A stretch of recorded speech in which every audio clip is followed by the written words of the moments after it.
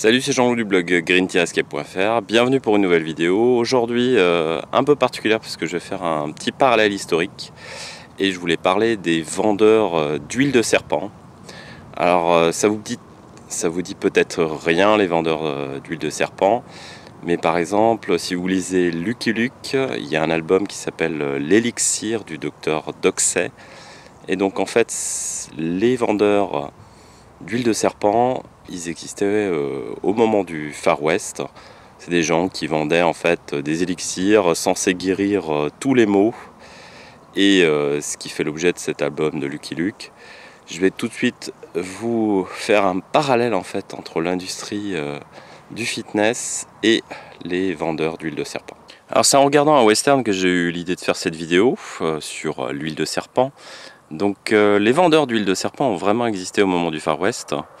Un des plus célèbres était Clark Stanley, né en 1854. Après 11 ans à avoir travaillé comme cow-boy, il avait soi-disant étudié chez les Indiens Hopi d'Arizona et il avait concocté une recette d'huile de serpent qui guérissait tous les maux, principalement à l'époque les rhumatismes, le mal de dos, etc. Et même principe qu'aujourd'hui, en fait, il y a beaucoup de parallèles qu'on peut faire avec l'industrie du fitness. C'est exactement les mêmes méthodes. Ces personnes étaient des bonimenteurs qui traversaient les États-Unis en vendant leurs petits flacons et toujours avec différentes astuces pour vendre leurs produits, souvent un complice dans le public et aussi les vertus soi-disant prétendues ou des remèdes de grand-mère qui fonctionnaient à coup sûr. Évidemment, cette huile guérit tout était une arnaque et ce vendeur d'huile de serpent sera condamné à l'époque à 20 $, ce qui fait à peu près aujourd'hui 400-500 $ de nos jours. Et en fait, ce qui a même conduit quelques années avant aux États-Unis à ce qu'il y ait une loi qui soit faite sur la qualité de ces produits. De toute façon, dans l'huile de serpent, il n'y avait pas d'huile de serpent. Il y avait principalement d'autres huiles, mais il n'y a jamais eu à la base d'huile de serpent dans ces produits. Le parallèle historique aujourd'hui qu'on peut faire, c'est que finalement les méthodes de vente n'ont pas changé. La fausse publicité, les faux témoignages, les fausses preuves scientifiques.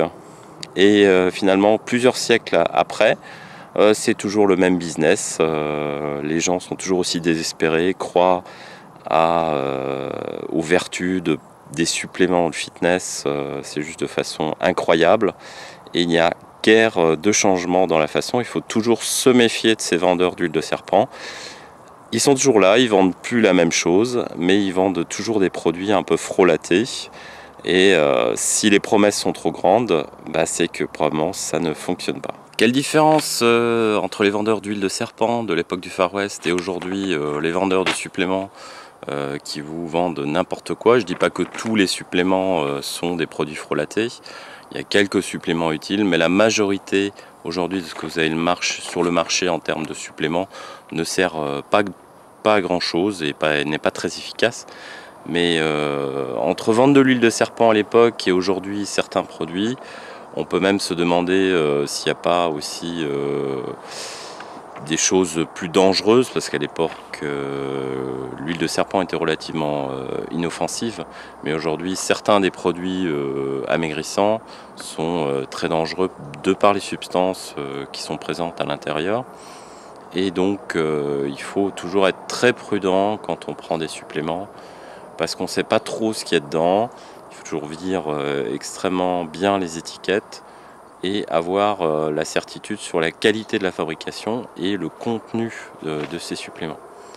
Mais je trouvais très intéressant de faire un parallèle aujourd'hui entre Clark Stanley, vendeur d'huile de serpent de l'époque, et certains vendeurs de suppléments aujourd'hui. Clark Stanley était aussi à l'époque appelé The Rattlesnake King, le roi du serpent à sonnette. Donc on voit que même des années plus tard, en fait, le business n'a pas changé. Aujourd'hui, l'obésité est une pandémie mondiale. Les gens sont totalement désespérés de trouver des solutions.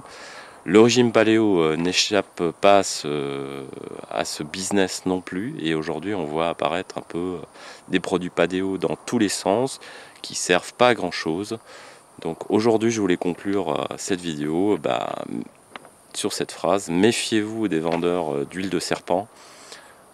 Si c'est trop beau pour être vrai, c'est certainement que c'est faux. À très bientôt.